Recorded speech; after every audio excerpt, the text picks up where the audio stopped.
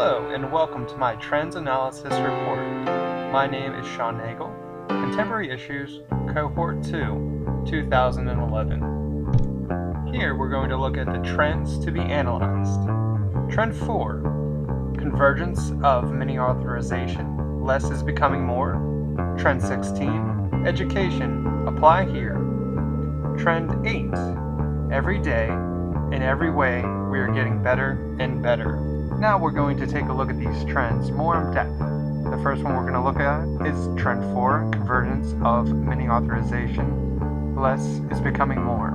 Each of these will be broken into what is it all about, what threats are there, opportunities that come, and preparing for action. So now we're going to take a look at what's it all about for Trend 4. First we're going to look at the macro, micro, and the nano, and hopefully someday the subatomic technologies.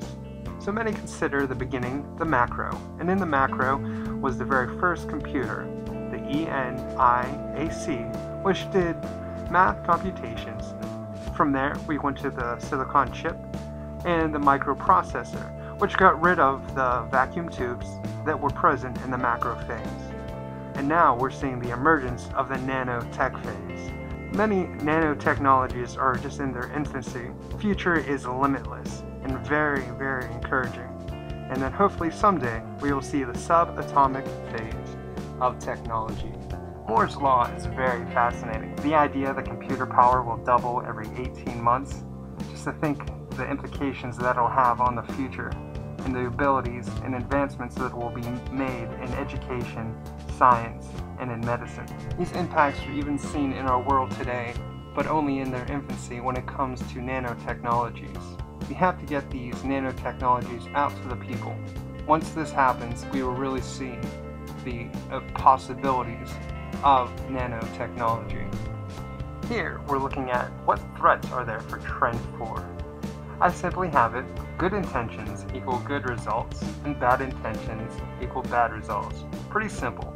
But with any sort of power comes the ability to use it to better mankind or to hinder it. With all our great advancements in computing power that doubles every 18 months, and soon the ability to harness nanotechnologies, and in the future to develop our quantum computing, there will be people using these technologies to advance humankind to better humanity in education, in medicine to heal, and in science to discover. With this comes the threat of people creating weapons, spying, and using these technologies to destroy. We've seen this today where we hear of people sitting outside our homes wirelessly connected to our personal computers, stealing our personal information. This is nothing new. I'm sure at the beginning of time, people have been conning other people. Here we're looking at opportunities that come with Trend 4. The first question was asked in the book 16 Trends and Their Impacts on Our Future. What are the limits of technology? This immediately made me think back to my college commencement. The speaker said, the top 10 jobs 10 years from now don't exist. This is something that I have heard many times since then, but really makes it and comes true when it comes to PA cyber. When technology comes, the ability to have distance education over the internet and satellite and television come with it. Case in point to this is our graduate program at Franciscan University. The second question, also from the same book, what are the implications of education? The first one that comes to mind is the ability for anyone, anywhere, to have the opportunity to have a top-notch education regardless of where they are located. This is such a freeing concept. Children no longer born into a region where there are failing schools. They have a choice. This choice made possible by technology and society accepting it. The opportunity made available from nanotechnologies have not yet been recognized. It is so important to get this information to our students. It is our students who will be developing these technologies. Now, nanotechnology is limited to the ability to have stain-resistant pants and shirts, paint that changes colors, and glasses that change when you walk in and out of the sun. This is just the beginning of the possibilities, and they are endless. Endless for our students. Now, preparing for action. I recommend that we continue to look into the development of these technologies. At PA Cyber, I feel that we are. We have our STEM program that will have our students working with colleges like Drexel and companies like Bayer. We have a cohort leadership team, and all of our staff are encouraged to go to any professional development and trainings that they feel are relevant and beneficial to them and their teaching. At PA Cyber, we have a strategy, and that is that we can never stop searching and incorporating the newest and latest technologies. With our new STEM program, we have something to offer our students that we have never been able to offer them before. Our leadership team is always looking for the next great opportunities for our staff and for our students. The best way to stay current is to continuously keep learning. Teachers at PA Cyber are always looking to educate themselves and their students. At PA Cyber, we had a rep from Apple visit our Midland office, and he asked, how many people do we have on our research and development team? Our director of education told him, everyone here is part of our research and development team. With our continued desire to learn and help our students, the more people that have access to technology and information, the more we will all learn. Our timeline at PA Cyber is now and into the future. We need to continue to stay cutting edge and keep our fingers on the pulse of technology. Every day, there are new discoveries in education, medicine, and science. If we fail to do this, we will soon be obsolete.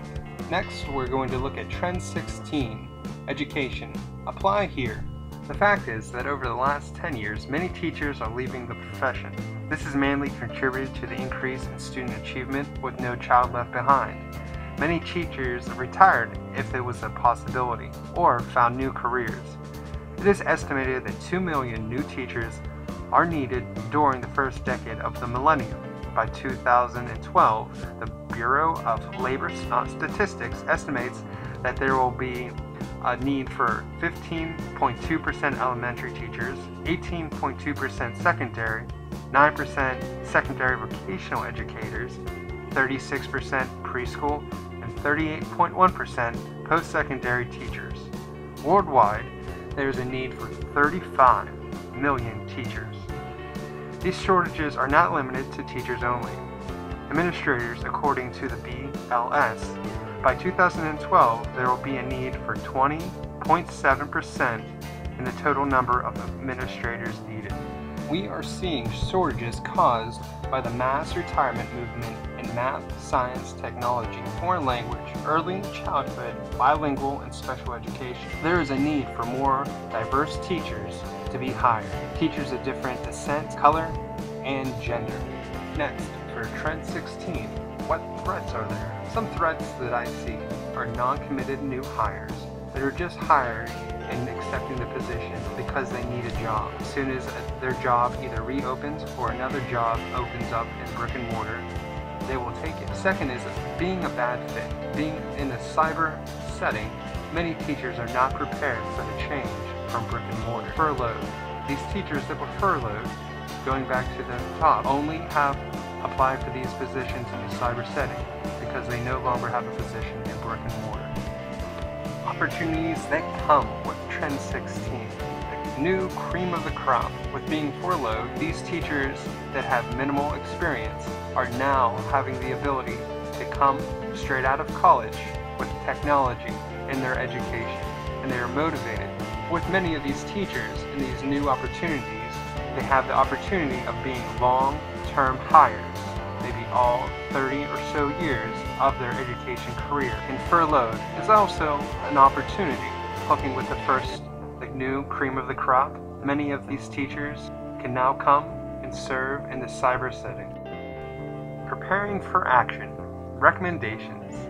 Make the website up-to-date and relevant, easy to navigate, easy to see where to apply. Get the word out there that the positions are open.